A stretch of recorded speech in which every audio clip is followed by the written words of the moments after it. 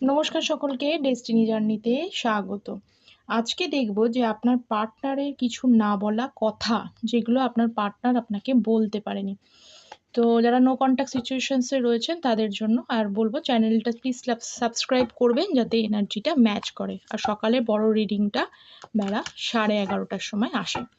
So let's see, please guide me যে আমার ভিউয়ার্সের পার্সনরা তাদের ফিলিংস, তাদের না বলা কথা কি আছে, তারা কি মেসেজ আমার ভিউয়ার্সদের দিতে চান।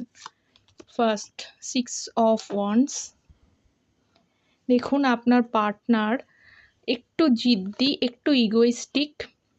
সেই কারণে কি হয়েছে, উনি ওনার ইমোশান, থটস, ফিলিংস এটাকে হোল্ড করে রাখছেন, কিন্তু এতে কিন্তু উনি একটুও ভালো নেই, উনি তাতে দুঃখী হয়ে রয়েছেন। কারণ ওনার ভেতরে উনি এই সম্পর্কটা এগোতে চান।